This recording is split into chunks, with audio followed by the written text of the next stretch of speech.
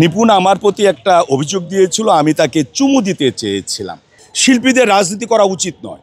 যেমন মনে করেন অপূর্বর, শাকিব খানের, তাদের নাটক সিনেমা কিন্তু সবাই দেখে। এই হিন্দুও দেখে, মুসলমানও দেখে, আওয়ামী লীগ দেখে, বিএনপি দেখে, জাতীয় পার্টি দেখে, জামাত দেখে, সবাই দেখে। শাকিব খানের ভাইয়ের চরিত্রে আমি 50টি ছবিতে অভিনয় করেছি, শাকিব খানের বাবার চরিত্রে আমি 33টি ছবিতে অভিনয় করেছি। তখন আমাকেও তারা বিতর্কিত করবে। নিপুণ আমার প্রতি একটা অভিযোগ দিয়েছিল, আমি তাকে চুমু দিতে চেয়েছিলাম।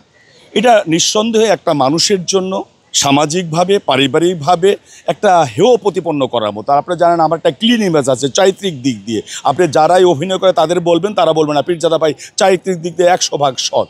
যখন সেই অভিযোগটা দিল, কারণ নির্বাচনে হেরে গিয়ে এবং পাশ করার জন্য শেখ সেলিমের মাধ্যমে আমাকে চাপ সৃষ্টি করলো, তখন কিন্তু ওই সরকার, আমি চাপ নতি স্বীকার করলাম না। আমার বাবা, সাধক বাবা বলতেন অপেক্ষা করবে এবং সঠিক সত্যটি প্রকাশ পাবে। দেখুন, সেই নিপুণই কিন্তু 2024 সালের 16ই এপ্রিল সকল মিডিয়ার সামনে বলল, পীরজাদা ভাই আমাকে চুমু দিতে বলেনি, আমি নিজের কানে শুনিনি, আমাকে একজন শানুর এসে বলেছে যে সে আমাকে চুমু দিতে চেয়েছে।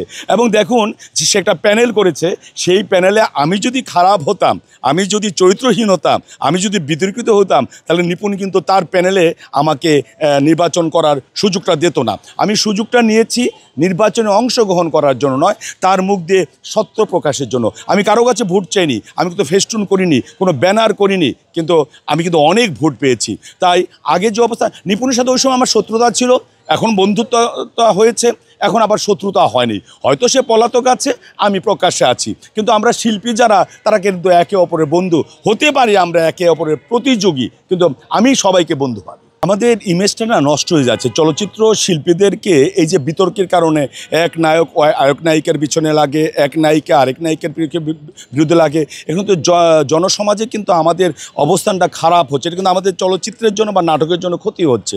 তবে ওইটা ওইভাবে আছে, তবে আমাদের মাঝে কিন্তু ওই বিতর্কে নেই। আমরা একে অপরের সাথে যখন পিকনিক হয় আমরা সবাই যাই, আমাদের মধ্যে কুন্দল হয়, কিন্তু চিরস্থায়ী নয়। নিপুণ এখন হয়তো পলাতক বা তার স্পা সেন্টারের কথা বলেছেন, আবার যে আরেকদিন নিপুণ তার একটা রাজনীতিক অঙ্গনে আসবে না, আবার সে ইলেকশন করবে না, বা আবার সে জয়ী হবে না জাতীয় পর্যায়ে অথবা চলচ্চিত্র শিল্পী পর্যায়ে, সেটা বলার কিন্তু অপেক্ষা রাখে না। কেননা সবই ঘূর্ণায়মান। গাড়ির আজকে যে চাকাটা নিচে থাকে, কতক্ষণ পরে এই গাড়ির চাকাটা উপরে আসে। তাই কাউকে চিরশত্রুও বলা যায় না চলচ্চিত্রে এবং রাজনীতিতে, এবং চিরবন্ধুও বলা যায় না। এটা হলো টেকনিক। কাউকে আমি বন্ধু বানাই, কাউকে আমি শত্রু বানাই। আজকে যে পলাতক আছে নিপুণ, কালকে সে প্রকাশ্যেও আসতে পারে।